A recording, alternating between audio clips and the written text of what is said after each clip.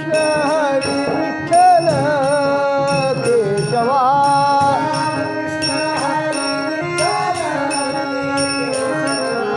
रामकृष्ण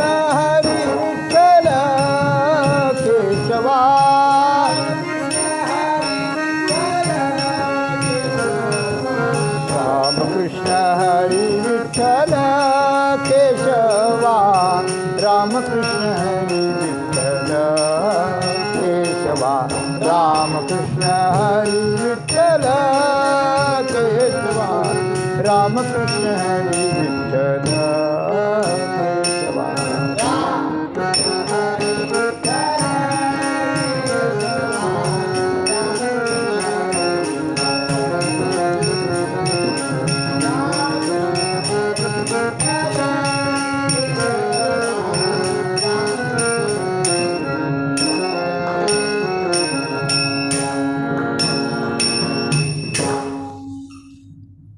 नवे ब्रह्मचर्य बाईलेच्या त्यागे नवे ब्रह्मचर्य बाईलेच्या त्यागे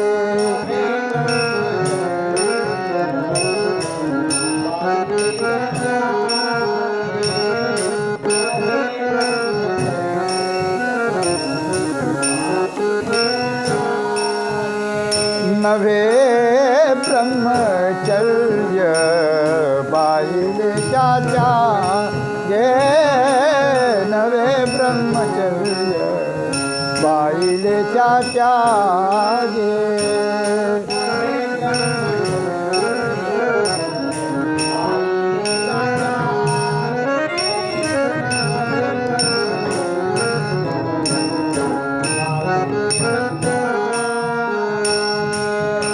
वैराग्य वाऊगे देश त्यागे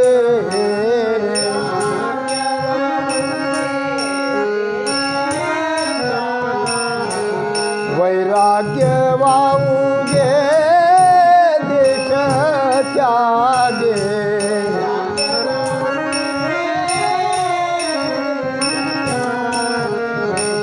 काम वाढे भय वासनेच्या द्वारे काम वाढे भय वासनेच्या द्वारे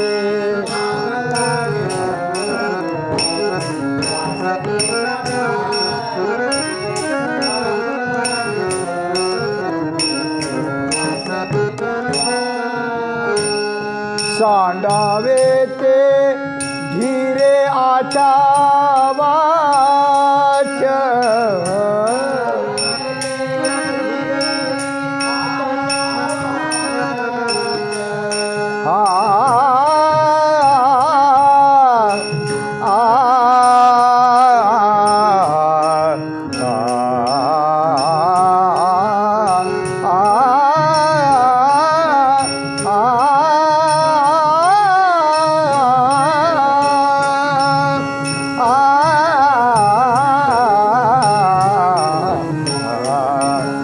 सांडावे ते धीरे आचावाच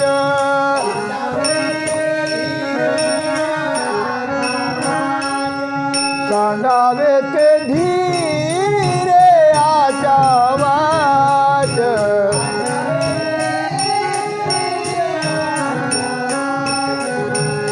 काम वाढे भय वासनेच्या द्वारे काम वाढे भय वासनेच्या द्वारे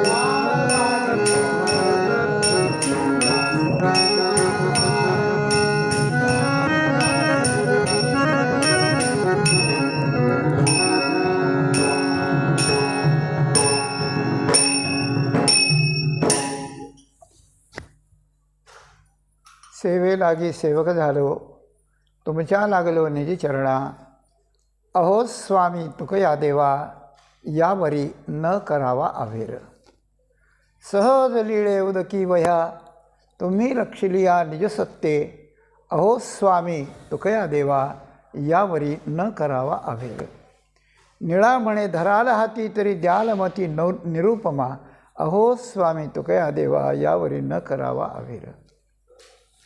नव्हे ब्रह्मचर्य बाईलेच्या त्यागे, नव्हे ब्रह्मचर्य बाईलेच्या त्यागे, वैराग्य वाऊगे देश त्यागे, काम वाढे भय वासनेच्या द्वारे, सांडावे ते धीरे आच्या वाचे.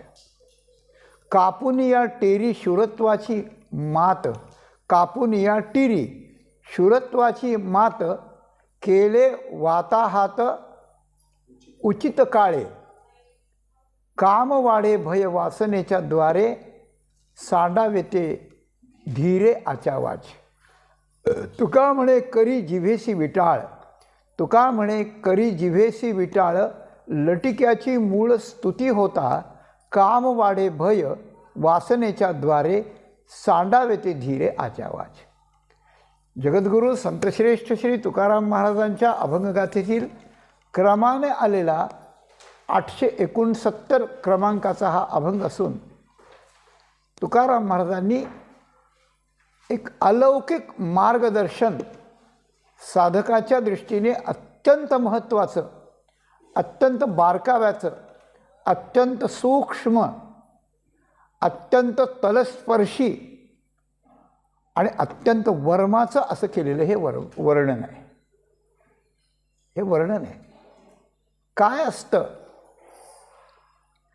सामान्य माणसाच्या मध्ये परमार्थाचा विचार जेव्हा येतो, म्हणजे परमार्थाच्या लक्षणाचा विचार येतो, परमार्थाच्या साधनेचा विचार येतो, परमार्थात धोक्याच्या असलेल्या वस्तूचा विचार येतो, त्या धोक्याचे प्रतिबंध कसे टाळावेत याचा विचार येतो. असा परमार्थाच्या संबंधानं विचार जेव्हा सामान्य माणसात येतो, त्यावेळेला त्या परमार्थाच्या गुह्य गूढ लक्षणाच्या सगळ्या व्याख्या व्यवहारात बदलून गेल्या जातात. त्याला सामान्य रूप येतं, त्याला वरवरचं रूप येतं आणि त्यामुळे वरवरचं रूप आल्यामुळे त्याचं गांभीर्य नाहीसं होतं आणि ते काळांतराने ते पुसत त्या ठिकाणी जातं आणि काळांतरानं परमार्थाच्या लक्षणाधिकाचं पुसत चाललेलं जे गांभीर्य आहे ते समाजाच्या आणि साधकाच्या दृष्टीने अत्यंत धोक्याचं आहे. आणि ते पुसत चाललेलं गांभीर्य, बदलत चाललेल्या व्याख्या आणि मूळ व्याख्यांचं आणि मूळ गांभीर्याचं असलेला अभाव, यामुळे समाज आणि साधक हा खाली खाली अशा प्रकारचं जातो. म्हणून त्याला या गोष्टी ठीक करून उजळावया आलो वाटा, खरा खोटा निवाडा हे जे म्हटलं आहे, किंवा झाडू संतांचे मार्ग म्हटले, तर तुकाराम महाराजांच्या सारख्या संतांना अशा प्रकारच्या या वाटा उजळायला यावं लागतं, या व्याख्या ठीक करायला यावं लागतं. मग कधी कधी ऑपरेशन करावं लागतं याचं, म्हणजे लोकांच्या मनाचा विचार न करता जरा कठोर बोलावं लागतं. कधी ह्या व्याख्या सांगताना त्या करून दाखवाव्या लागतात, अशी गोष्ट आहे. म्हणून यासाठी साधकानं बारीक लक्ष देऊन या चिंतनावर त्या ठिकाणी ऐकलं पाहिजे. या चिंतनाचा बेस असा आहे की परमार्थात जर भगवंताची प्राप्ती तुम्हाला पाहिजे असेल तर त्याचं ज्ञान झालं पाहिजे. पक्की गोष्ट आहे, ज्ञान झालंच पाहिजे. त्या ज्ञानाचं काय करायचं, आम्ही आपलं प्रेमानं भजन करू, भजन महत्त्वाचंच आहे, प्रेमही महत्त्वाचं आहे, पण ज्ञान झाल्याशिवाय नाही. तर याचा अर्थ असा आहे, ज्ञान व्हायचं असलं तर ते अवघड अवघड अवघड असं म्हणतो आपण, ते सोडून देतो. सोडून देणंही योग्य नाही. पण प्रेमानं जर भजन केलं तर ज्ञानाची व्यवस्था होते आणि मग ते अवघडाचं सोपं होतं. भगवंत ज्ञान देतो किंवा भजन करता करता भगवान एखादी अधिकारी संतांची भेट घालून देतो, आपल्याला आतून प्रेरणा देतो ज्ञानाची. माझ्या विठोबाचा कैसा प्रेमभाव आपणची देव होय गुरु, तो व्यवस्था करतो. किंवा नाम आपल्याला व्यवस्था करून देतं, भगवंताच्या नामातही शक्ती आहे. तर ज्ञान झालं पाहिजे. काय विरक्ती वाचून काही ज्ञानाशी तगण्याची नाही, हा पुढचा टप्पा आहे. तर ज्ञान झालं पाहिजे, यामुळे प्रेमाला उणीव येत नाही. आणि प्रेमाचं महत्त्व ज्ञानाचा अवघडपणा सोपा करण्याचं आहे, हाही भाग आहे. पण इथे जो प्रस्तुत विषय आहे तो प्रस्तुत विषय याचा आहे की तुम्हाला भगवंताची प्राप्ती करायची आपल्याला ना, मग आपल्याला ज्ञान झालं पाहिजे. ज्ञान झालं पाहिजे. पण ज्ञान कशाला होईल तर वैराग्य वाचून ज्ञान होत नाही, ज्ञाना वाचून देव मिळत नाही, आणि देव मिळाल्यापासून मनुष्य खरा सुखी होऊ शकत नाही. जन्ममरणातीत अशा प्रकारचं सुखरूप परमेश्वराचं दर्शन घेऊन मनुष्य सुखी होतो. ते दर्शन पाहिजे असेल तर ज्ञान झालं पाहिजे, आणि ज्ञान पाहिजे असेल तर विरक्ती म्हणजे वैराग्य पाहिजे, वैराग्य पाहिजे. हे वैराग्य कसं मिळेल? हे वैराग्य कुठल्या बाजारात मिळतं? हे वैराग्य कोणाकडे मिळतं? तर त्याचे मार्ग आहेत, पण तिकडं आपण फार जाणार नाही आहोत. आपला प्रतिपाद्य विषय हा आहे. मग ते कर्म करायचं, विहित कर्म करायचं, परमेश्वराला समर्पण करायचं, मग वैराग्य सिद्धी देई जे पसायत आहे, ते परमात्मा आपल्याला वैराग्याचा प्रसाद देतो, संत भेटवतो, सगळं करतो. पण वैराग्य हे खरं पाहिजे बरं. वैराग्य हे खरं पाहिजे, लक्षणाचं पाहिजे. शमदम लक्षणाचे पाहिजेत. ज्ञान लक्षणाचं पाहिजे. ज्ञानाच्या व्याख्या बघा काय असतील त्या लक्षणाचे पाहिजे. भक्ती लक्षणाची पाहिजे. योग लक्षणाचा पाहिजे. सगळं लक्षणाचं पाहिजे. आणि ते लक्षणाचं म्हणजे जर योग्य असेल ते, तर मग ते मात्र काम करतं. वैराग्य जर खरोखर असेल, धगधगीत, विवेकसहित वैराग्याचे बळ धगधगीत ज्वाळा अग्नी जायचं, असं जर असेल तर त्या ठिकाणी ते ज्ञानाला मिळवूनच देतं, अशी गोष्ट आहे. पण वैराग्य पाहिजे. आणि वैराग्याला ब्रह्मचर्य पाहिजे. नुसतं पत्नी नसणं किंवा आपण लग्न न करणं किंवा लग्न करून पत्नी टाकून देणं असं ब्रह्मचर्य नाही. ब्रह्मचर्याच्या व्याख्या आपण विस्तार नाही करणार, पण 8 प्रकारची ब्रह्मचर्य आहेत शास्त्रकारांनी सांगितलेले. 8 प्रकारचे ब्रह्मचर्य आहेत. ब्रह्मचर्य जाण्याचे 8 प्रकार आहेत. परस्त्रीशी भाषण केलं, पाहिलं, अमुक केलं, तमुक केलं की ब्रह्मचर्य गेलं. स्मरण केलं की ब्रह्मचर्य गेलं, अशी गोष्ट आहे. म्हणून तुकाराम महाराजांना या अभंगात वैराग्य, ब्रह्मचर्य इत्यादिकांच्या, शूरत्व, या 2-3 प्रकारच्या ज्या व्याख्या आहेत त्या ज्या आता बोथट झाल्यात. शस्त्र बोथट झालं म्हणजे काम करीत नाही. कुऱ्हाड बोथट झाली म्हणजे लाकडं तोडीत नाही. विळी बोथट झाली म्हणजे फळ चिरता येत नाही. एखाद्या माणसाची वाणी बोथट झाली, खोटं बोलून म्हणजे त्याचं कोणी ऐकत नाही, अशी गोष्ट आहे. आणि तीच जर तलवार धारधार असली, कुऱ्हाड धारधार असली, एक ठोका मारला की 2 इंच लाकूडात जातं, अशी गोष्ट आहे. त्याप्रमाणे ब्रह्मचर्य, त्याप्रमाणे वैराग्य, त्याप्रमाणे शूरत्व, या गोष्टी की ज्या समाजात, व्यवहारात, परमार्थात आपल्याला फल मिळवून देणारे आहेत, त्याला बोथटपणा चालत नाही, त्याला धार लागते. आणि तुकाराम महाराजांच्या जीवनात वैराग्य इतकी, वैराग्याची तुकाराम महाराजांच्या जीवनाला जितकी धार आहे तितकी कुठं सहसा दिसत नाही, अशी गोष्ट आहे. म्हणून ते म्हणतात की नव्हे वैराग्य सोपारे, मज बोलता न वाटे खरे. मला नुसते बोलताना वाटत नाही नुसतं, तव वैराग्याच्या गोष्टी जो सुंदर वनिता दृष्टी दिसली नाही, पाहिली नाही, अशा प्रकारचं वैराग्य उपयोगाचं नाही, अशी गोष्ट आहे. एखाद्या माणसाला जर बायकोचं भांडण झालं आणि बायको माहेरी पाठवली किंवा आपण घरातून निघून गेला तर लोक म्हणतात काय लईच वैराग्य आहे त्याला बाबा, सगळं सोडून निघून गेला. तो वैराग्य नाही, त्याला वैताग म्हणतात. आणि वैताग कधीतरी आपलाच गळा धरतो परत, अशी गोष्ट आहे. वैराग्य गळा धरतो. एक परिचयाचा मनुष्य होता माझा, बायको त्याचं जमत नव्हतं, इतकं भजन करीत होता थोडंसं.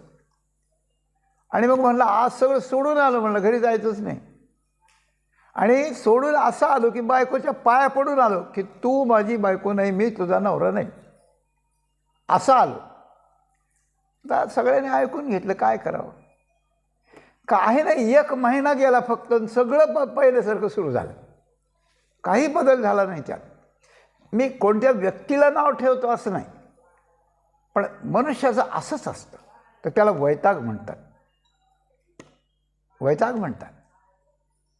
ते आपल्या मला वाटतं नगर जिल्ह्यात का पुणे जिल्ह्यात अशा बॉर्डरवर एक गाव आहे. तिथे 2 नद्यांचा संगम आहे. आपल्या पुणे जिल्ह्यात घोड नदीजवळ आहे बरं का. घोड नदीजवळ संगम आहे. त्या संगमाजवळ एक गाव आहे आणि त्या गावात एक माणूस राहतो. त्याचं नाव होतं संतोबा पवार बरं का. संतोबा पवार नाव होतं. ते बायकोचं त्याचं भांडण होतं. मी बोलत नाही, तुकाराम महाराज बोलतात म्हणून मी उदाहरण सांगतोय उपराणातलं एवढं. नवे ब्रह्मचर्य बाईलेच्या त्यागे. तर तो भांडायचा आणि भांडताना नाही सॉरी बरं का, त्याचं नाव नव्हतं संतोबा पवार. तिथे एक साधू होते, त्यांचं नाव होतं. आणि ते त्या गावाच्या जवळ 2 नद्याच्या संगमावरती एक झोपडी बांधून त्या ठिकाणी ते राहिले होते. ते विरक्त होते. ते ब्रह्मचारी होते, विरक्त होते, भगवंताचे भक्त होते. भगवंतानी त्यांना भेट दिली, हे सगळं झालं. मोठे संत भक्त होते.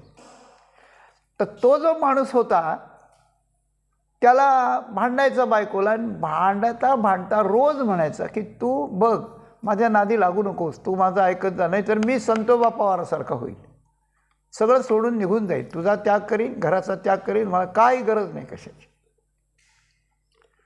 असं म्हटल्यानंतर ती लगेच खसायची. बाकी काही जर झालं तरी बायका हिंमत धरतात, पण असं म्हटल्यावर आता अवघडच झालं ना. आणि ती बिचारी सरळ स्वभावाची असावी. मग ती खचायची, मग ती भांडण कमी करायची असं, पण दुःखी राहायची. घरातली लक्ष्मी कधीही दुःखी राहू नये अशी गोष्ट आहे. तेव्हा असं म्हणता एके दिवशी संतोबा पवार भिक्षा मागायला आले यांच्या घरी. त्यावेळेस तो नवरा नव्हता, बायकोच एकटी होती. आणि काहीतरी नुकतंच होऊन गेलं होतं म्हणून ते चेहरा पडला होता, डोळे पाडवलेले होते, जरा असं हिरमुसल्यासारखं असं विषण्ण अवस्थेत ती होती. आता साधू म्हणलं की त्यांना दया येते. भिक्षा वाढताना ते म्हणले, आई साहेब तुम्ही दुःखी काय आहेत बरं, आज चेहरा दुःखी दिसतोय तुमचा. आता तिला वाटलं एवढ्या मोठ्या महात्म्याला काय सांगू आपण आपल्या घरातलं. काही नाही महाराज, नाही म्हणे, मी भिक्षा घेणार नाही तशी, तुमचं दुःख सांगा. मग तिनं रडून दुःख सांगायला सुरुवात केली. काय जे होतं ते भांडण होतं. संतोबा पवार तुमच्यासारखं होईल म्हणतात आमची मालक वगैरे वगैरे. संतोबा पवारांना तुकाराम महाराजांची ही व्याख्या पक्की ठाऊक होती. नवे ब्रह्मचर्य बाईलेच्या त्यागे वैराग्य वाहुगे देश त्यागे, ही माहिती होती. त्यांनी सांगितलं, हे बघ बाई, तू काळजी करू नकोस. तुझा नवरा आता भांडायला लागला की तो जितक्या जोरानं बोलेल त्याच्यापेक्षा एक स्वर जास्त वाढवायचा आणि म्हणायचा, संतोबा पवारासारखं व्हायचं, व्हा, जा, निघा आत्ताच इथून, गेट आउट, जाओ, इथं थांबायचं नाही घरात तुम्ही. आणि म्हणाले, महाराज ते जर खरंच गेले तर मी काय करू, एकटी 2 पोरं आहेत, मला काही धंदा करता येत नाही, पाणी करता येत नाही, ते आणतात म्हणून मी बोलणे खाते त्यांचे, आता काय करू आता त्या. तेवढे तू काळजीच करू नको, येऊ दे त्याला माझ्याकडं, मी तुला परत आणून देतो त्याला, मग काय हरकत आहे. त्याला माहिती होतं त्याचं बोलणं कसं आहे, त्याचा स्वभाव कसा आहे, आपण त्याला काय करायचं ते. शेवटी तिनं पण धरली हिंमत, मग धैर्य धारण केलं. निघून गेले, भिक्षा घेऊन गेले. आणि आला संध्याकाळी, पुन्हा नेहमीसारखं भांडण झालं. संध्याकाळ नव्हती, पण संध्याकाळच्या थोडंसं आधी, अगदी 4, 4:30, 5 वाजायच्या सुमाराला त्यांचे भाषण, मी होतो तिथं बघा, विनोदाचा भाग सोडा, तेव्हा भांडण झालं. आणि ते संतोबा पवार असं म्हटल्याबरोबर हिने अगदी बॉम्बच सोडला, की जोरात बोलायला लागली की जा तुम्ही म्हणे, थांबायचं नाही घरी, काही गरज नाही मला, वगैरे वगैरे बोलायला लागली. त्याला वाटलं आज भलतीच तो फुटली, कुणीतरी गुरु मिळाला काय हिला. पण आता तोही थोडा मानी होता. आपण बोललो तर ती जर असं म्हणली तर काहीतरी केलं पाहिजे. आता जर गप बसलं तर इथून पुढे आपली या घरात किंमत शून्य आहे. असं नाटक करणाऱ्यांनी तरी विचार असं केला पाहिजे थोडासा. त्याने लगेच एक पिशवी घेतली, थोडं एखादं धोतर उपरणं काहीतरी घेतलं असेल थोडंसं, आणि निघाला तो. चाललो म्हणा. ती काहीच बोलली नाही. हा गेला. 5, 5:30, 6 वाजण्याच्या सुमारास तो संगमावर आला.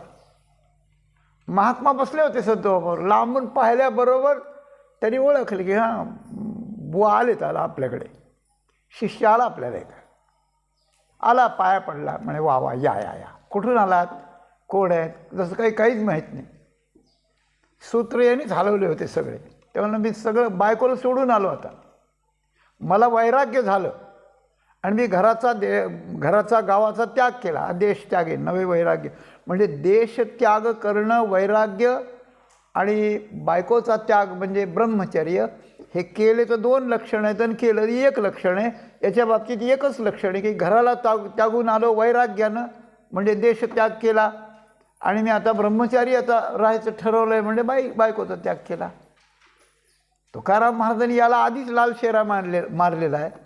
आणि प्रत्यक्ष उदाहरणानं ते संतोबापावर त्याची चौकशी करतात. काय झालं, म्हणे भांडण झालं. बरं ठीक आहे, ब्रह्मचारी राहायचं, वैराग्य धारण करायचं, या राहा आमच्याकडे, राहा. काय काय करावं लागेल मग, मला काही मार्गदर्शन करा. महाराज तुमची सेवा करू द्या मला काहीतरी. ते म्हणे सेवा मग कर, पण आधी थोडंसं आता तू स्थिर स्थावर हो. म्हणे काय करावं लागतं इथं, काही नाही करावं लागत म्हणे. काही नाही, इथं काही उपाधी नाही, काही नाही. अशा प्रकारचं भिक्षा मागून आणावी लागते. आपण दोघं भिक्षा खात जाऊ. स्नान बिन करावं लागतं, हे करावं लागतं, ते करावं लागतं. असे नियम पाळावे लागतात. वेळ खूप असतो आपल्याला. इथं काही प्रपंचातलं काम नसतं आणि प्रपंचातली आठवण करायची नसते. ठीक आहे म्हणे, ठीक आहे. आता त्या संतोबा पवारांनी नुसती लंगोटी घातली होती, बाकी काहीच नव्हतं. हा सगळे कपडे छान घालून आला होता आणि अजून शिल्लक थोडेसे आणले होते. पिशवी ठेवली त्यांच्याजवळ. त्यामुळे आता असं कर की मला माझ्या आम्निक करायला पाणी पाहिजे, प्यायलाही आपल्याला पाणी लागेल. हे मटका घेऊन जा तू, आणि तिथं विहीर आहे, बारव आहे, तिथं जाऊन पाणी घेऊन येतो म्हणा पाणी घेऊन. तो गेला पाणी आणायला. कपडे काढून ठेव म्हणले इथं. असे कपडे काढून ठेवले. दिवस असेच हिवाळ्याचे होते आता जसे तसे. आणि थोडंसं कपडे काढून गेला घेऊन.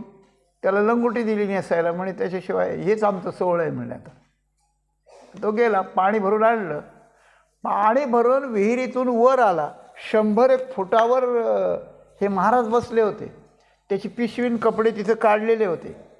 ते त्यांनी गोळा केले आणि तो तिकडून बघत असताना काडीची पेटी घेतली, काडी लावली आणि त्या कपड्याला लावून दिली. सगळे कपडे धडाधडा जळून गेले. तो धावत आला. म्हणलं महाराज हे काय, महाराज महाराज माझे कपडे, आता काय करावं.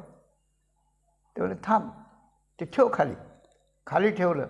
मला असं काऊन केलं तुम्ही, कपडे जाळले. ते म्हणे कपडे घालायचेच नाहीत आता हे काय, मला कुठं कपडे आहेत, मला कपडे नाही, तुला नाही. अर्धा खलास झाला त्याच्यात. तो अर्धा खलास झाला. पण ठीक आहे म्हणा. तो पुढं काय करायचं. पुढं म्हणलं मला भूक लागली, काही खायला आहे का. आहे ना म्हणे. किती खायला इथं सगळे झाडं वगैरे वगैरे. हे पलीकडचं लिंबाचं झाड आहे ना, त्याला कोवळा पाला आला आहे, तो काढून घे म्हणे. आणि एवढा पाला आणि ते पानं खायचे म्हणे. आता थंडीच्या दिवसात कपडे घालायचे नाही अजिबात आणि झाडाचा पाला खायचा. शोधून या झाडे ओरबाडून पाला खाऊनी विठ्ठला आळवावे. आता काय, हे वैराग्याचं लक्षण आहे. हेच ब्रह्मचर्याचं पण लक्षण आहे. त्यावेळेला थोडा वेळ झाला.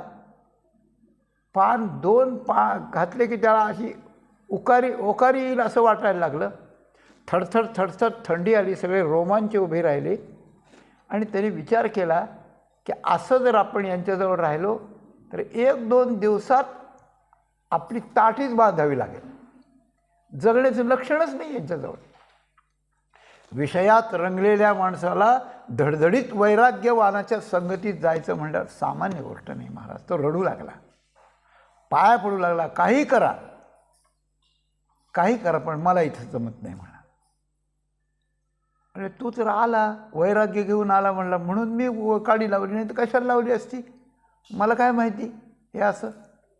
आता काय करावं. आणि नसलं तर जा. आता असा जाऊ कसा? आता लोक गावात काय म्हणतील, मला काय करावं? मग शेवटी तो ढसढसा रडायला लागला खूप. आणि मग त्यालाच कळलं की आपण हे जे नाटक केलं ते चुकीचं आहे. म्हणून बायकोचा त्याग केला म्हणून म्हणजे ब्रह्मचर्य सिद्ध होतं, आणि आपल्या घरादाराचा त्याग केला म्हणजे वैराग्य सिद्ध होतं. हे कोणी सांगितलं? तुकाराम महाराजांनी आपल्याला कडक हा सवाल विचारला आहे. सुरुवातीला मी मुद्दा असा मांडला होता की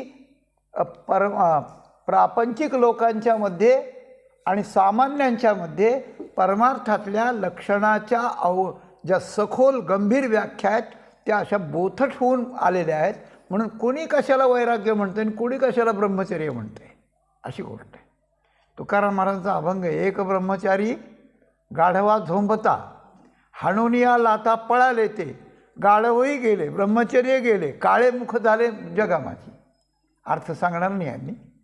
तेव्हा गंमत अशा प्रकारची आहे की या व्याख्या अशा प्रकारच्या आहेत. तेव्हा तो रडू लागला आणि खूप गयावया करू लागला की काही करा, मला घरी नेऊन घाला, तुम्ही मला माझ्या घरी घेऊन घाला, मला इथे मी जगणारच नाही म्हणाले.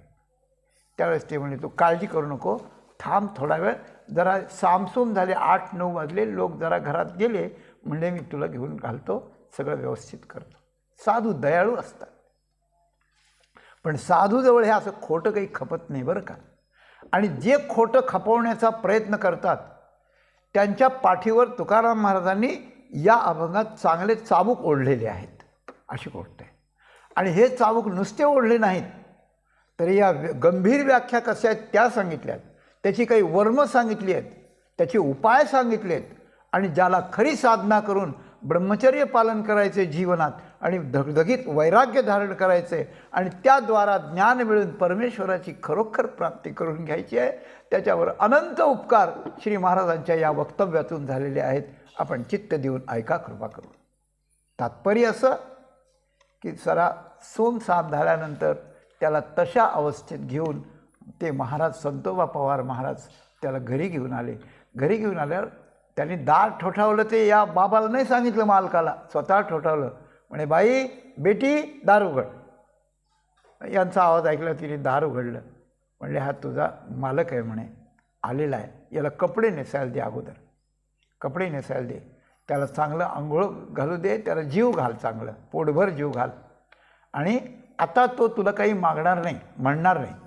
तिथं त्याला कबूल करून घेतलं की मी तुला नेऊन घालतो, पण तू बायकोशी भांडशील परत परत. हे वाक्य म्हणलं, हे वाक्य मेलो तरी नाही उच्चारायचो. आता नाही, आता नको, आता नको. आता हा तुला त्या मुद्द्यावर भांडणार नाही, पण तू पण मागे असे भांडत होता आणि असं कसं झालं असं नको म्हणू. साधूंचं लक्ष इतकं बारकाव्याचं असतं. तिलाही सांगितलं, त्यालाही सांगितलं. महाराज निघून गेले, घरातलं भांडण मिटलं. पण तुकाराम महाराजांच्या मुद्द्याला पोषक ही कथा अशा प्रकारचं आहे. म्हणून आपल्यापुढे सांगितली की ब्रह्मचर्य हे त्या ठिकाणी पत्नीचा त्याग. पत्नीचा त्याग म्हणजे विषयाचा त्याग बरं का, विषयाचा त्याग. विषयाचा त्याग करायचा तेव्हाच ब्रह्मचर्य प्राप्त होतं, हे आम्हाला माहिती आहे. हे आम्हाला माहिती. एखादे श्रीकृष्ण भगवान आहे, तुका म्हणे नटनारी नटधारीन भोगभोगिनी ब्रह्मचारी, सगळे नाही. ज्याला ब्रह्मचर्य पालायचं आहे त्यानं एक विवाह करायचा नाही, परस्त्रीला माते समान मानायचं. आणि लग्न झालं असलं तर मग त्या ठिकाणी त्या बायकोच्या संमतीनं किंवा घटस्फोट घेऊन संबंध कमी करायचा. कारण ब्रह्मचर्य पाळण्याकरता विषयांचा संबंध पूर्ण तोडावा लागतो, हे तर आम्ही ऐकलेलं आहे आणि हे तर बरोबरच आहे. पण तुकाराम महाराज नव्हे असं म्हणतात, म्हणजे त्याच्यावर ही अव्याप्ती आहे. तुकाराम महाराजांच्या दृष्टीनं, तुकाराम महाराजांच्या दृष्टीने या लक्षणात अव्याप्ती आहे.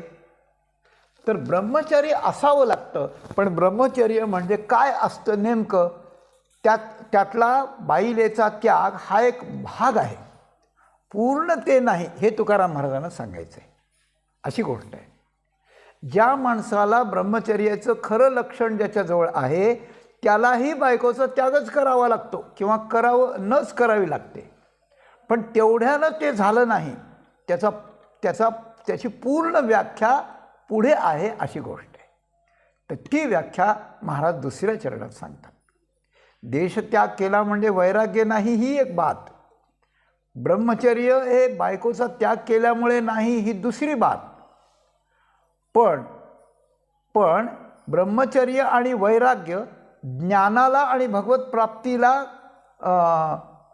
पूरक किंवा साधन ठरण्यासाठी काय होत असतं आणि त्याला काय करावं लागतं याचा मार्मिक वर्णन दुसऱ्या चरणात केलं. काम वाढे भय वासनेच्या द्वारे, काम वाढे भय वासनेच्या द्वारे सांडावे ते धीरे आचावाच अशी गोष्ट आहे.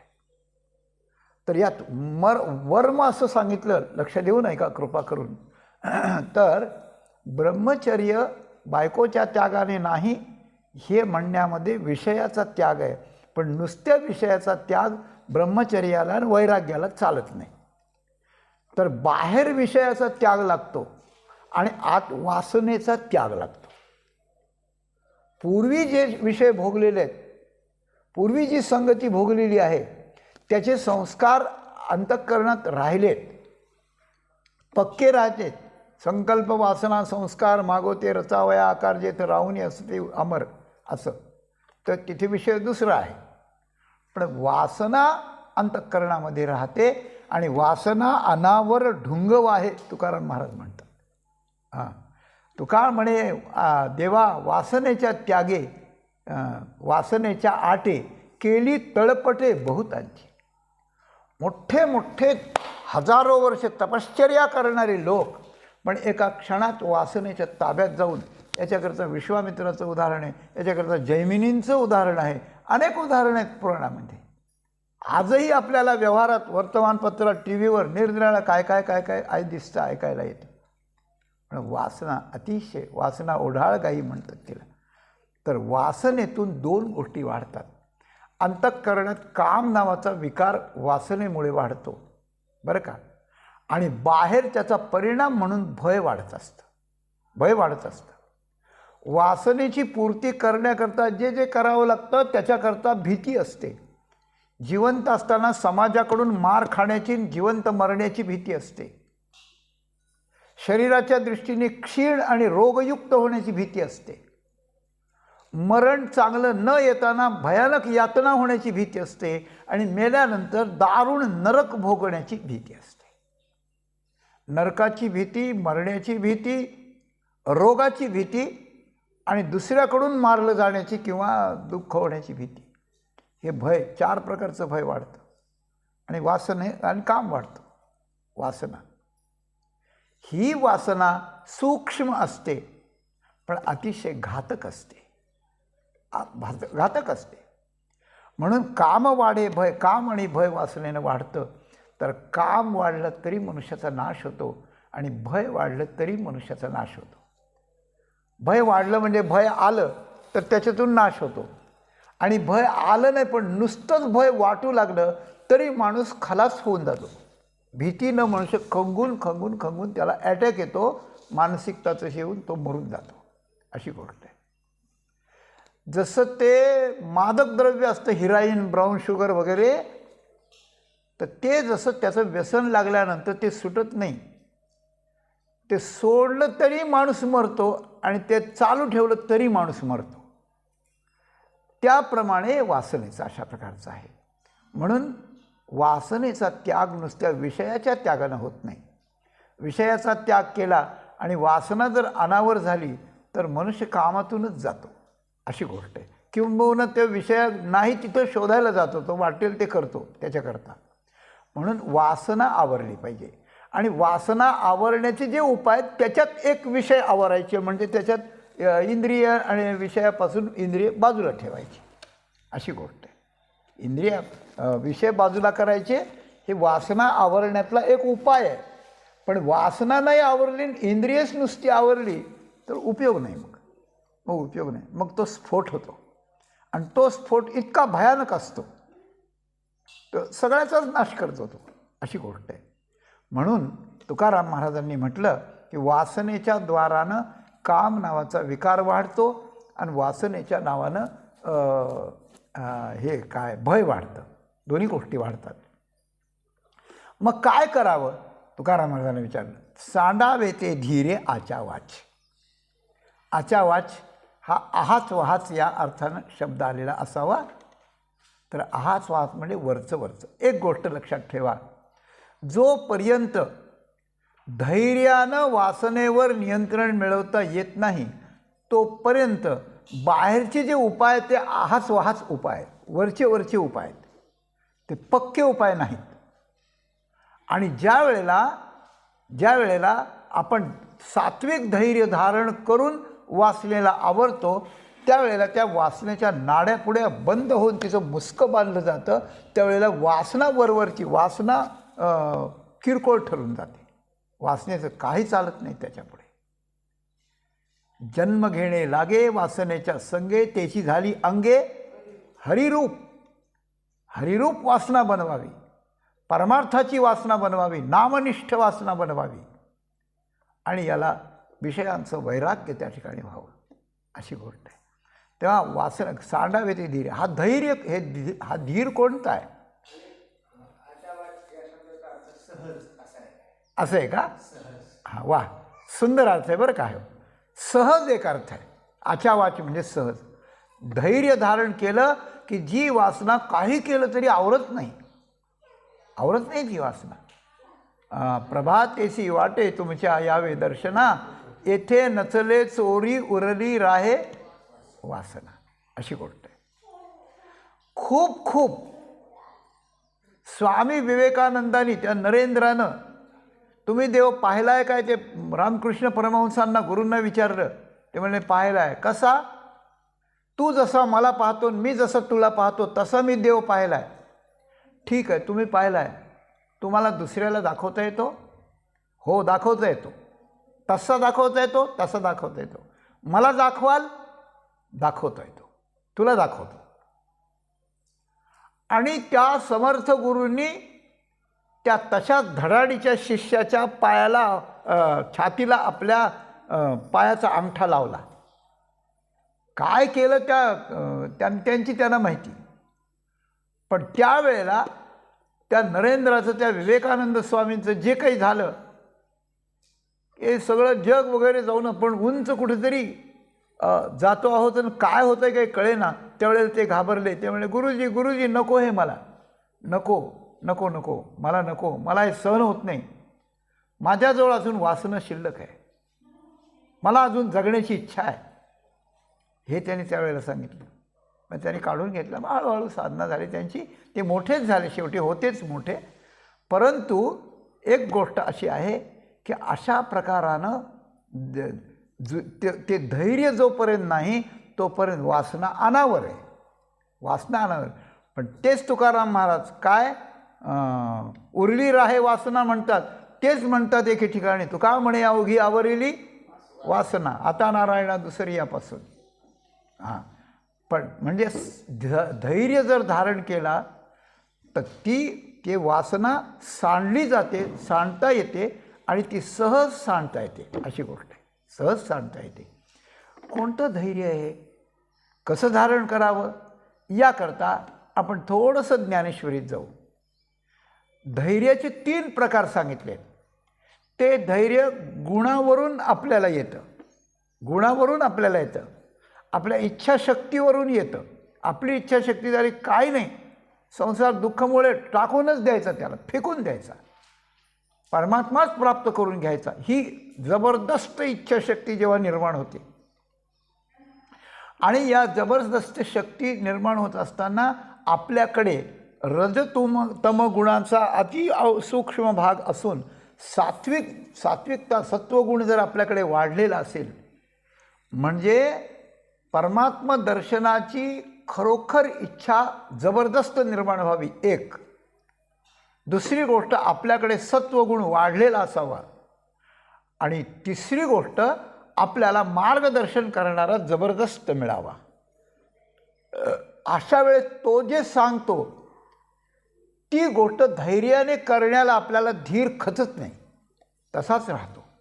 आणि तो धीर सत्वगुणामुळे राहतो. म्हणून धैर्य तिन्ही गुणांचं आहे. तमोगुणाचं धैर्य आहे, रजोगुणाचं धैर्य आहे, सत्वगुणाचं धैर्य आहे. तमोगुण वाढलेला असला तर तोही धैर्यवान असतो, पण कशा बाबतीत? परमार्थ करायला नाही. एखाद्याला लुटायचं असलं, एखाद्याला भांडायचं असलं तर तो धैर्यानं त्याला विचारच करीत नाही. खून करायला विचार करीत नाही, नाश करायला विचार करीत नाही. कशाला? हे तमोगुणाचं धैर्य आहे. त्याचं वर्णन विस्तारानं केलं आहे गीतेत, ज्ञानेश्वरी.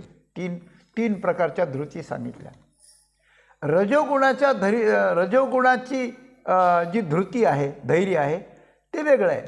ते असा खून मारामारी नाही, पण ते असा अचाट कर्म करतो. मोठी एखादी फॅक्टरी काढायची, मोठं एखादं काम करायचं, एखादं नगर वसवायचं, हे करायचं ते करायचं, असं राजसी धैर्य रजोगुणी काम करतं. आणि सात्विक धैर्य जे असतं ते संसाराला बाजूला सारून परमेश्वराकडे झेप घेतं. आणि झेप घेताना हे असे वासना बिसना आल्याचं त्या सगळ्या त्याचा छिन्न भिन्न करून टाकतं. तैशी सात्विक धैर्य ते असं त्या ठिकाणी. धृत्यायया धारयते मनप्राणेंद्रिय क्रिया. पुढे काय? योगेना व्यभिचारेण्याम चारिण्याम धृतिस्सा पार्थ सात्विकी. सात्विक धैर्य काय करतं? तर सात्विक धैर्य हे स्वचेष्टाची संभाषणे सांडविजेती. सत्वगुण वाढला आणि धैर्य निर्माण झालं तर ते धैर्य आपल्या विचाराला जोडलं जातं.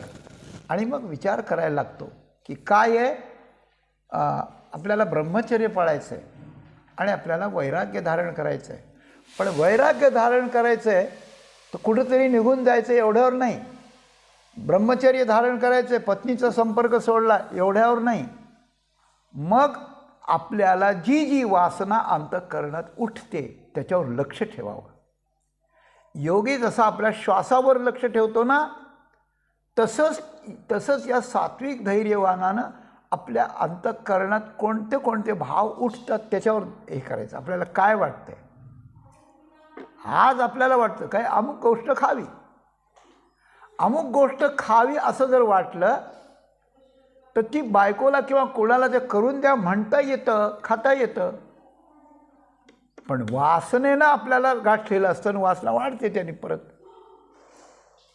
मग आपल्याला वाटलं खावं पण ते खायचं नाही, याच्यात अर्ध काम झालं, पण अर्ध नाही झालं, पुन्हा याच्यापेक्षा जोरात वाटेल खावं म्हणून ती वासनाच निर्माण न झाली पाहिजे.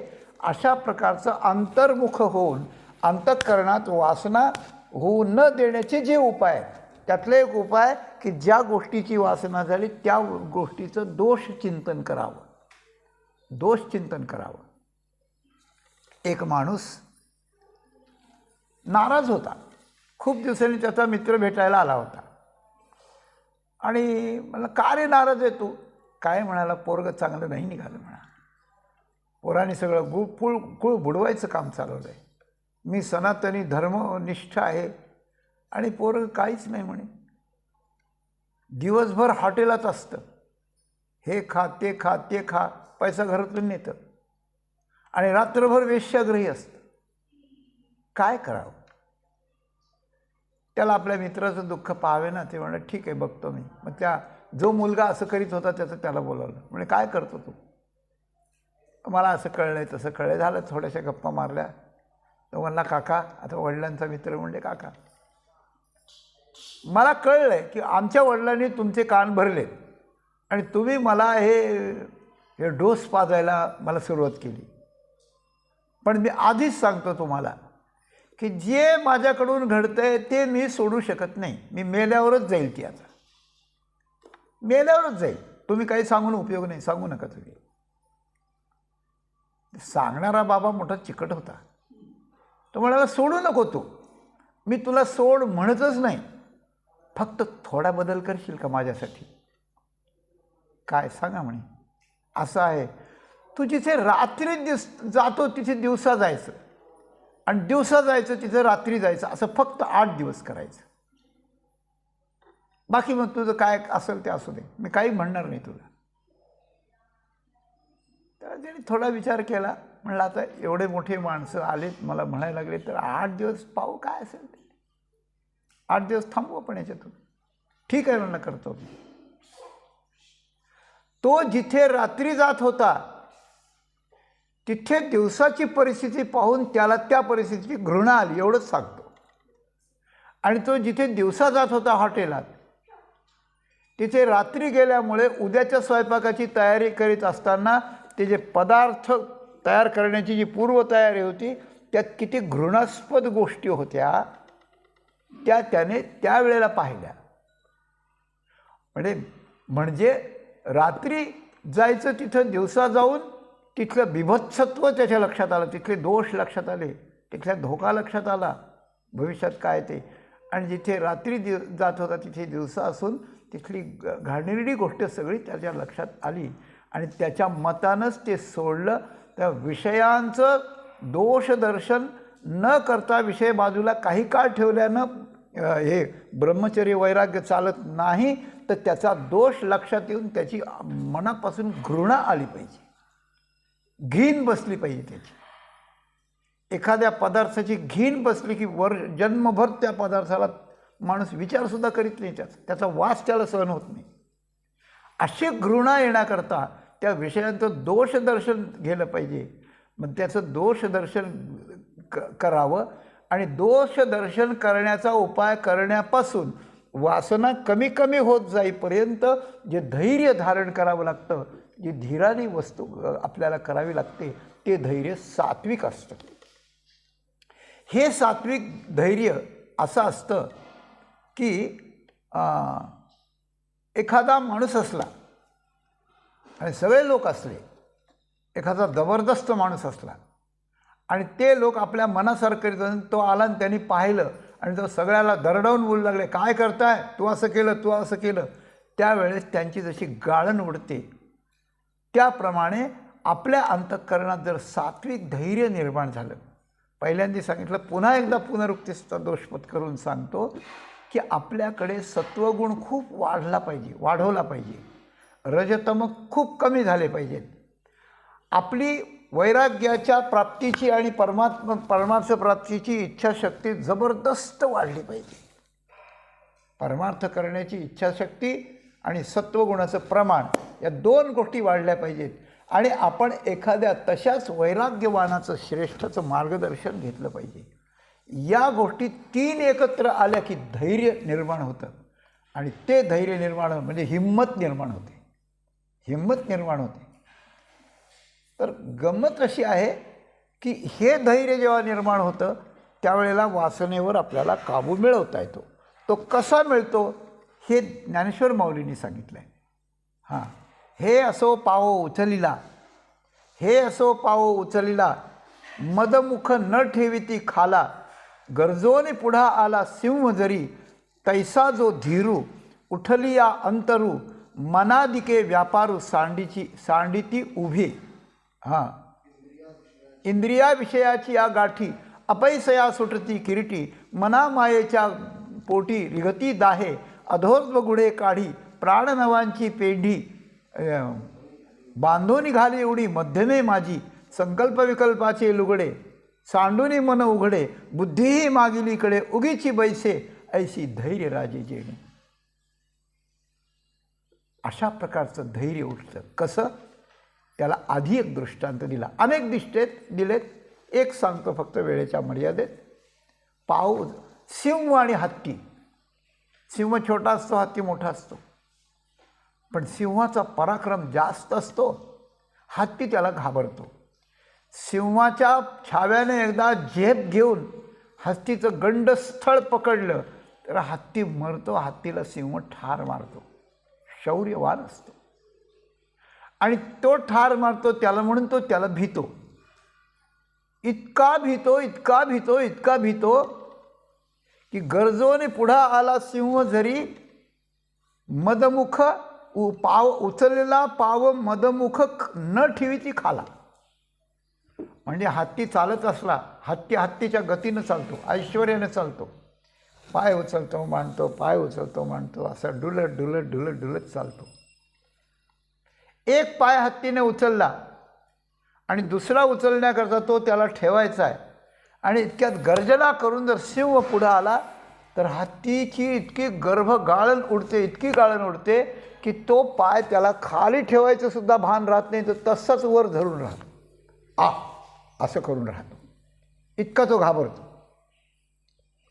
जसा एखादा नेबळट नवरा असतो,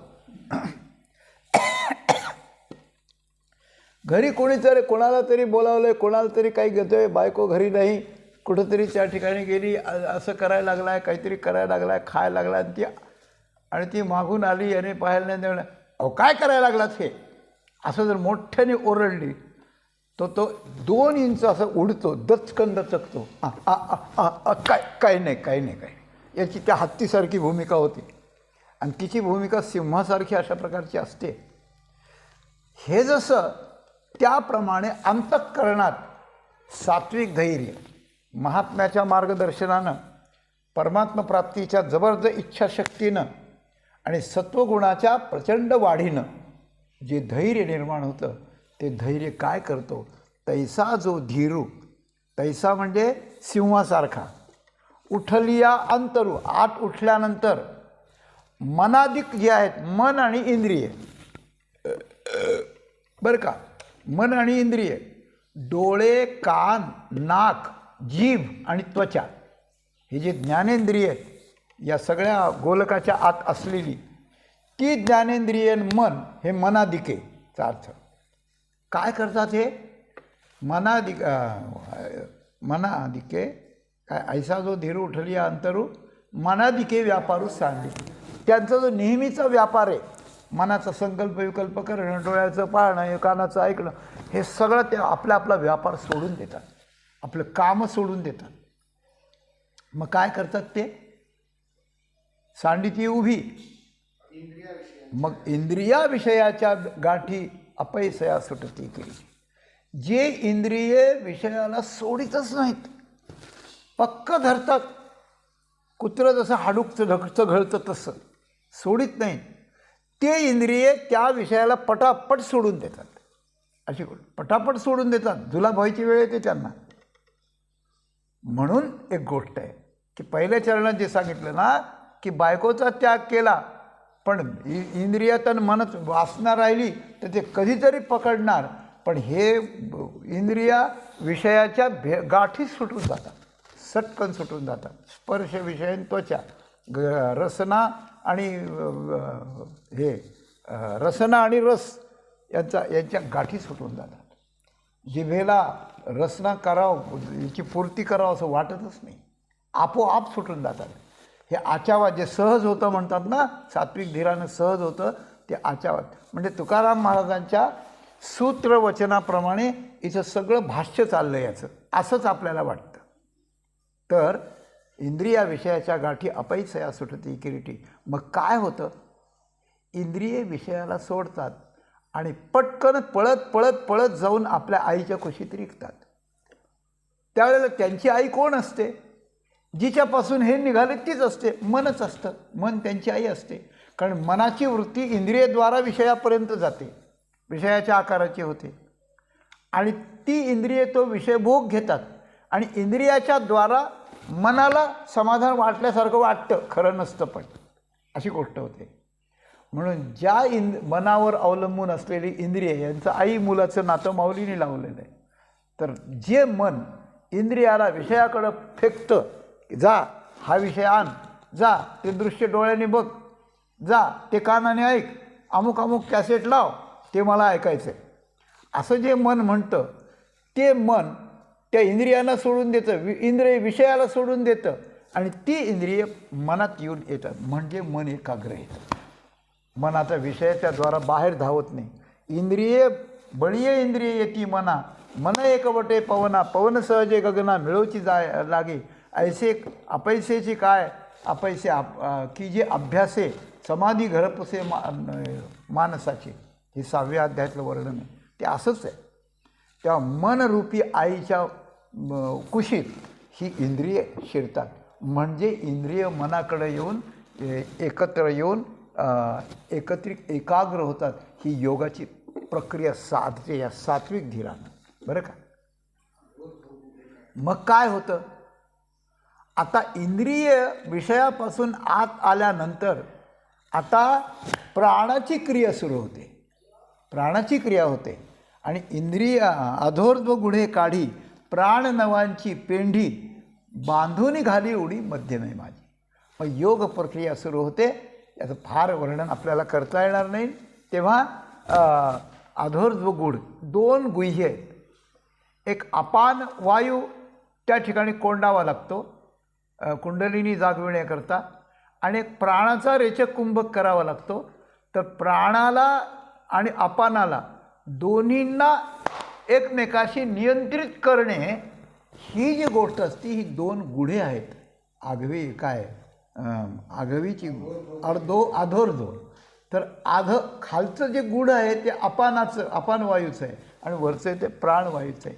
ती गुढे काढी. कोण काढी? ते धैर्य. बरं का, ह्या धैर्यानेच काम होतं. प्राण नावाची पेंढी बांधोनी घाली उडी इतका अन्वय. तर 9 प्राणांची पेंढी त्या ठिकाणी बांधली जाते. प्राण अपान आता प्राण मुख्य आहे ना.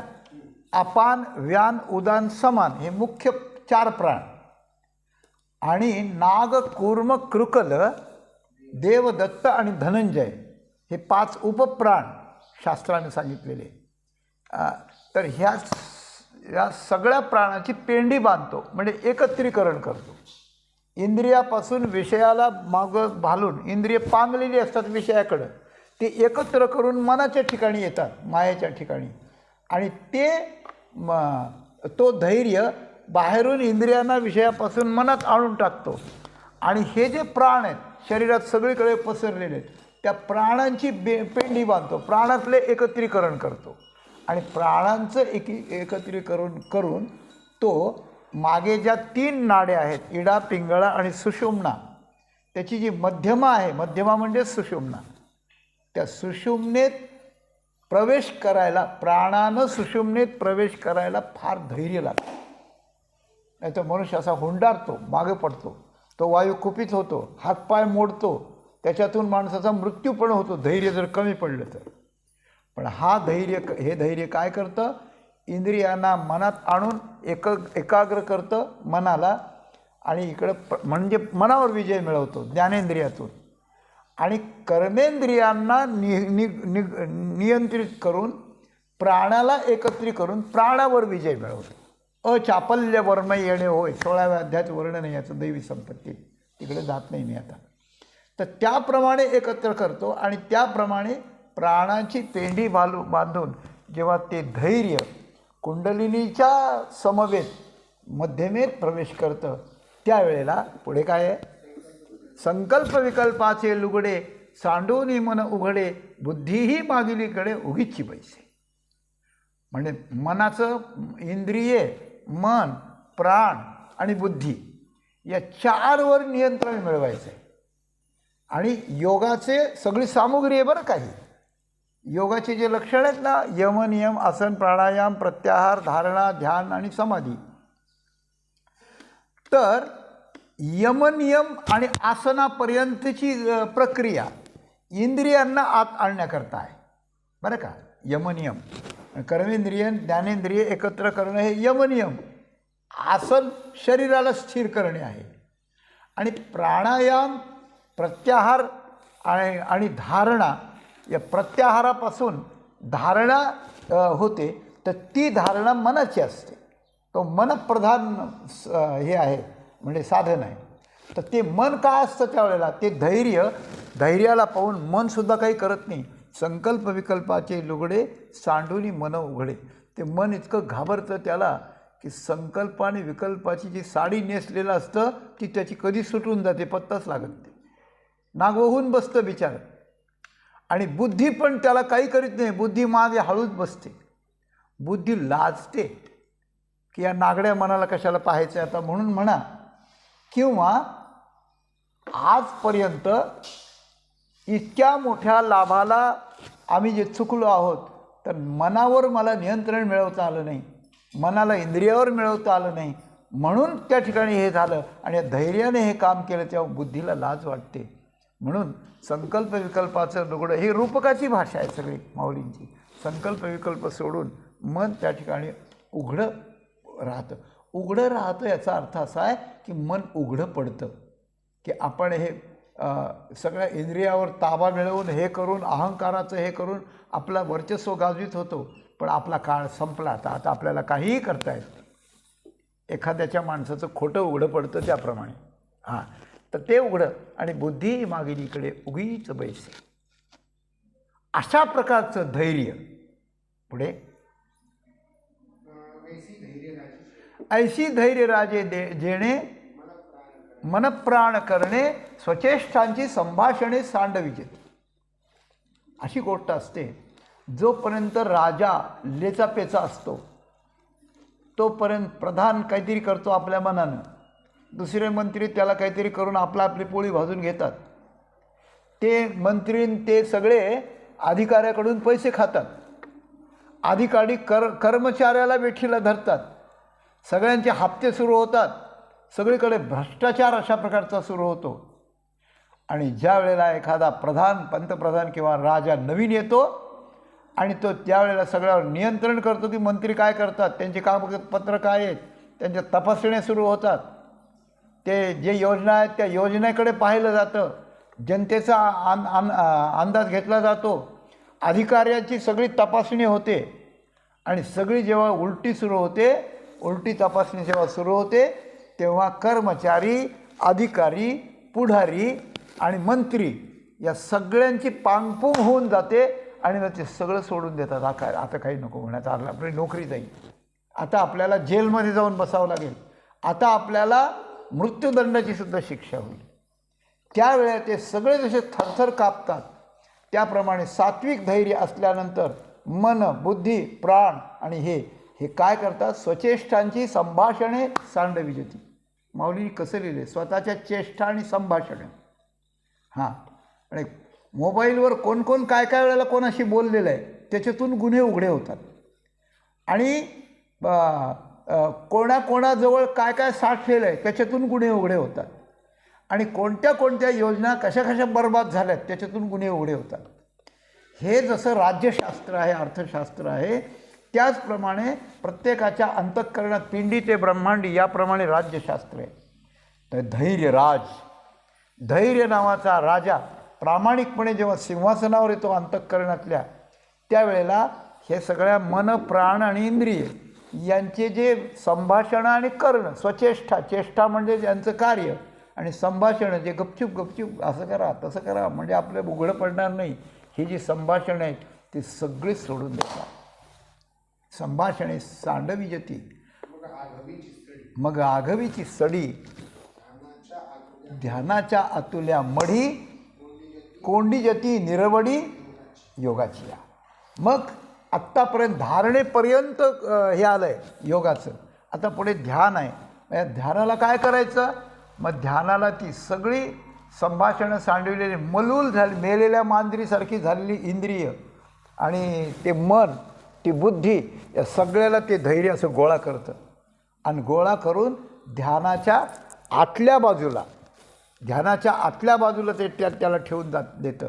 म्हणजे आता ध्यान करताना मन पांगत नाही, ध्यान करताना बुद्धी काही करत नाही, ध्यान करताना इंद्रिय सुळबुळ करीत काही नाही. शांतपणे ध्यान लागतं की जे सविकल्प आणि पर्यायानं निर्विकल्प समाधीला योग्य अशा प्रकारचं असतं. म्हणजे सात्विक धैर्य इंद्रियांच्या विषयाच्या गाठी सोडण्यापासून ते सगळ्यांना, प्राणाला, मनाला, बुद्धीला आणि इंद्रियांना एकत्र आणून एकत्र त्यांचा गठ्ठा बांधून ध्यानाच्या आत बसवतं. म्हणजे तेच ध्यानरूप अशा प्रकारचं होतं. त्याची सगळी शक्ती आता ध्यानाकडे लागते. अंतरात असलेल्या परमात्मा स्वरूपाचं ध्यान करण्याकरता ते लागतं. इतकी गोष्ट सूक्ष्म, अवघड आणि महत्त्वाची जीवनाच्या कल्याणाची अशा प्रकारची आहे. कोंडीजती निरवडी योगाची या. योगाच्या पद्धतीनं ध्यानाच्या आतल्या मढी म्हणजे आतल्या बाजूला अशा प्रकारचं त्याला बसवतात. आणि परमात्मा चक्रवर्ती ओवाळीती का उगाणीती जव हाती लगेच धृती धरिते जिया धरिजती जिया. तर त्याप्रमाणे ही सगळी परमात्मा चक्रवर्ती जो आहे, धैर्य राजा आहे, पण धैर्य हा मांडलिक राजा आहे बरं का. हे सगळे बुद्धी मन हे प्रधान आहेत, बुद्धी मन हे प्रधान आहेत, प्राण हे पुढारी आहेत, अधिकारी आहेत, आणि इंद्रिय ही कर्मचारी आहेत. ह्या सगळ्यांना हे करून ज्या वेळेला ध्यानापर्यंत जातं आणि ध्यानातून समाधीत प्रवेश करण्याकरता, ज्ञानातून अनुभवात प्रवेश करण्याकरता काय केलं जातं, तर ही जे आले ते आता कोणी कोणाची लाच खाणारं राहिलं नाही, लाच नाही खाणार राहिलं. आता हे सगळे परमात्मा चक्रवर्ती त्याच्याकडे ते उगाणलं जातं. म्हणजे हे घ्या तुमच्या ताब्यात, हे मन आहे, ही बुद्धी आहे. आता हे मन नाही राहिलं, आता हे उन्मन झालं पाहिजे. ही बुद्धी नाही, हे सोहमसिद्धी झाली पाहिजे हिची. अशा प्रकारचं कोणतीही लाच न घेता परमात्मा चक्रवर्तीला ह्या सगळ्यांना उगाणून त्या ठिकाणी देतात. आणि परमात्मा ज्या वेळेला त्या मनबुद्धी इंद्रिय प्राणाचा स्वीकार अशा प्रकारचं करतो, त्यावेळेला याला आधी सविकल्प आणि मग निर्विकल्प अशा प्रकारच्या समाधीचा लाभ होतो. पुढे राहिलं का अजून काही? हां हां ते गा धृती येथे सात्विक हे निरुते ऐक अर्जुना ते म्हणे श्रीकांत म्हणे. लक्ष्मीचा प्रियकर कांत असलेला परमात्मा श्रीहरी त्या रथावर बसल्या बसल्या अत्यंत कृपेने एवढं सांगतो आहे की ज्या वेळेला हे धैर्य इंद्रियाविषयापासून त्याला आत ओढून, त्याला आत प्राणांचं काम करून, मनाचं बुद्धीचं काम करून, सगळ्यांना एकत्र करून यांच्या सुपूर्द करतो की हे घ्या. आता हे सगळे यांची शुद्धी झाली सगळ्याची. आता हे अशुद्ध झाले होते सगळे त्या विषयापासून, त्यांची शुद्धी झाली. कोणी विषयापासून, कोणी वासनेपासून, मन आणि ज्ञानेंद्रिय वासनेपासून, हे विषयाच्या संपर्कापासून, प्राण चंचलतेपासून, मन संकल्प विकल्पापासून, आणि बुद्धी निश्चय आणि संशयापासून जी दूषित झाली होती ते सगळं निघून गेलं. या धैर्याने ते सगळं जाळून टाकलं, अग्नीत सगळं जसं जळतं त्याप्रमाणे. आणि मग त्याने ते परमात्म्याला सुपूर्द केलं. मग याला समाधीची व्याख्या आली. अशा प्रकारचं जो धैर्य आहे ते गा हे धृती, याला सात्विक धृती असं म्हणतात. हां ते गा हे धृती ते येथे सात्विक हे निरुते ऐक अर्जुना ते श्रीकांत म्हणे. याला सात्विक धृती म्हणतात. हे सात्विक धृती म्हणजे धैर्य ज्याने धारण केलं, महात्म्याच्या मार्गदर्शनानं, जबरदस्त परमात्मा प्राप्तीच्या इच्छाशक्तीनं आणि प्रचंड सत्वगुणाच्या यानं प्रवाहानं, हे ज्यानं सात्विक धैर्य धारण केलं त्यालाच वासना सहज नाहीशी करता येते. एरवी हे न केलं आणि बाहेरचं सगळे विषय टाकलेले, इंद्रिय तसेच मोकार राहू दिले, मन तसंच फिरू दिलं, बुद्धी तशीच करू दिली, तर हे होत नाही. म्हणून सांडावीती धैर्य आचावाच. काम वाढे भय वासनेच्या द्वारे सांडावीते धीरे म्हणजे सात्विक धीरे आचावाच. तुकाराम महाराजांचं हे सूत्रवाक्य आहे. आणि याला दृष्टांत हे न करता जर नुसतंच काहीतरी करू लागलं, बाहेरीच्या त्यागाने ब्रह्मचार्य, देश त्यागाने वैराग्य, असं जर काही बाहेर करू लागलं तर ते विडंबन आहे. ते कसं विडंबन आहे त्याच्याकरता दृष्टांत दिला. टिरी कापुनिया टिरी, कापुनिया टिरी शूरत्वाची मात. हां कापुनिया टिरी म्हणजे या आपल्या टिरी यांनी कापायच्या चाकूनी असं नाही, तर टीर कापते बरं का. काय हां तर घाबरतो मनुष्य. बोलता वाटे सोपे टीर कापे. आधी शूरत्वाच्या गोष्टी इकडं सांगायच्या, त्या विराटाच्या उत्तरासारख्या महाभारतात कथा आहे त्याची. शूराच्या गोष्टी सांगायच्या. युद्धाची वेळ आल्यानंतर मग थरथर कापायचं आणि पडायचं बघायचं. हे असं असतं. तर शूरत्व अंगात काहीच नाही आणि शूरत्वाची गोष्ट मात्र खूप त्या ठिकाणी सांगायची, तर तसं उपयोगाचं नाही. कापून या टिरी शूरत्वाची मात, सांड केले वाता हात उचित काळे. तर ज्या वेळेला उचित काळ येतो त्यावेळेला ते त्या ठिकाणी त्याचं वाताहात होऊन जाते. म्हणून हे खोटं वागणं आहे सगळं. ब्रह्मचर्य बायलेच्या त्यागे, वैराग्य सांगणं आणि हे शूरत्वाच्या गोष्टी करणं, ह्या सगळ्या खोटं वागण्याचं लक्षण आहे. आणि असं खोटे जे वागतात त्यांना परमार्थातलं काहीच मिळत नाही. ते दुसऱ्याला फसवतात, स्वतः फसतात, स्वतः त्यांची अधोगतीसुद्धा होते. आणि एक गोष्ट सांगितली शेवटी तुकाराम महाराजांनी, की अशा प्रकारचे खोटे जे वागणारे त्याचं वर्णन करू नये, बरं का, करू नये. की हे आमचे साहेब आहेत, हे फार मोठे दयाळू आहेत, यांच्या पवित्र करकमलाने उद्घाटन झालं आहे, याने असं केलं आहे, त्यांनी तसं केलं, त्यांनी सगळ्याचा नाश केलेला असतो, त्यांनी सगळ्याचं वाटोळं केलेलं असतं, त्यांनी सगळं राजकारण, सगळा पक्ष रसा तळाला नेलेला असतो, त्यांनी नीतिनियमाला काळं फासलेलं असतं, त्यांनी जनतेचं रक्त चुसून असं वसून पिलेलं असतं. आणि त्यांची जर वर्णन दुसरे करायला लागले तर त्याचंच पाप त्याला येतं. हे जसं असतं तसं तुका म्हणे करी जिव्हेसी विटाळ, लटिक्याची मूळ स्तुती होता. म्हणून बोलणारानं फार जपून बोललं पाहिजे. खोटं वागणारं, खोटं ब्रह्मचर्य, खोटं वैराग्य, खोटं शूरत्व असं जो दाखवतो, नुसता दंभ दाखवतो ना, आत काहीच नसतं. आणि अशाची स्तुती करून लोकांना भ्रमात पाडून, लोकांना फसवून त्या ठिकाणी टाकणारा माणूस होतो, त्याच्या जिभेला विटाळ होतो, त्याची जीभ विटाळते, त्याच्या जिभेला कोड फुटतं, किंबहुना त्याची जीभ झडते पुढे, अशी गोष्ट आहे. हां, झडती. निर्गुणी पावले सगुणी भजता, विकल्प धरिता जिव्हा झडे, असं म्हटलं आहे महाराजांनी. तर गंमत आहे ही अशा प्रकारची. तर तुका म्हणे करी जिव्हेसी विटाळ, लटिक्याची मूळ स्तुती होता. लटक्या गोष्टीला मूळ गोष्ट आहे असं म्हणून, खोट्या वैराग्याला हे खरंच वैराग्य आहे म्हणून, खोट्या ब्रह्मचर्याला हे खरंच ब्रह्मचारी आहेत असं म्हणून, बाहेर एक असतं ना आत एक असतं, इकडे एक असतं तिकडे एक असतं, असं म्हणण्यानं अशी जर मूळ स्तुती केली तर जिव्हेला विटाळ होतो. म्हणून तुकाराम महाराजांचा या सगळ्या अभंगाचा सार सर्वस्व उपदेश असा आहे की ब्रह्मचर्य हे विषयाच्या त्यागानं होत नाही, तर वासनेच्या त्यागानं होतं. ती वासना धैर्यानं घालवावी लागते. आणि शूरत्वाची गोष्टी, शूरत्व पण धैर्याने होतं, ते नुसतं बोलण्याने होत नाही.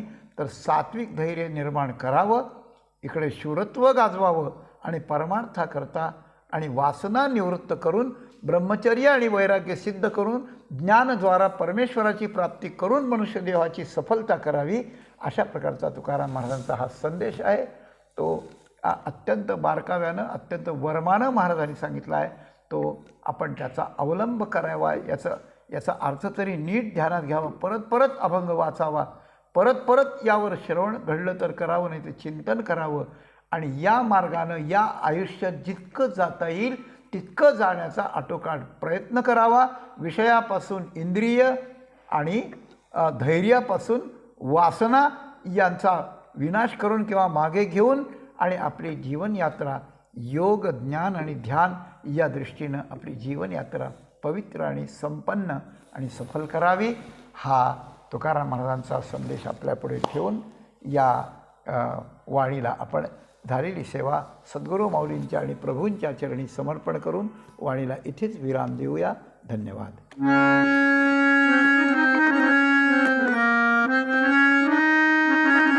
तुका म्हणे करी जिवेसी विटाळ, तुका म्हणे करी जिवेसी विटाळ,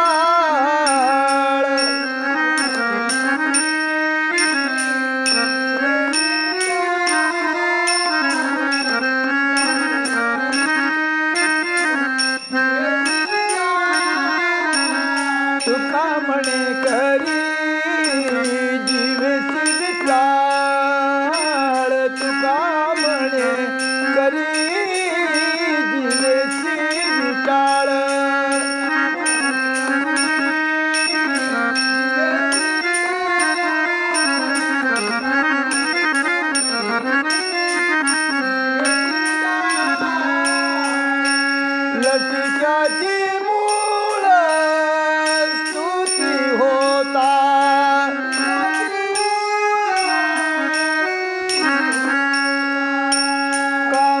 वाढे भय वासनेच्या द्वारे काम वाढे भय वासनेच्या द्वारे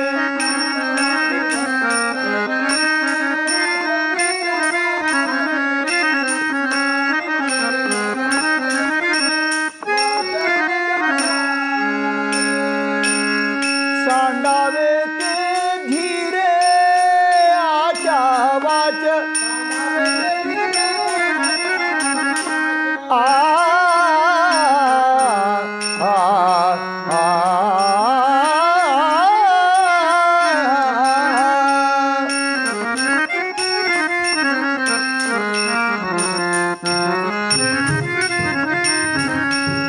सांडावे ते धीरे आचा वाच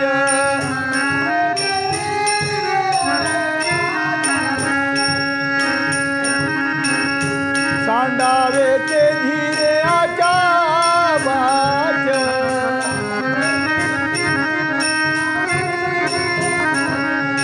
काम वाढे भय वासनेच्या द्वारे काम वाढे भय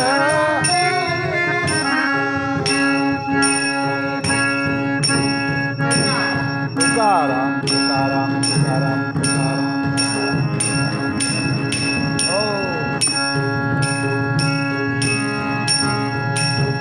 कुंडली कवरद हरी विठ्ठल श्री ज्ञानदेव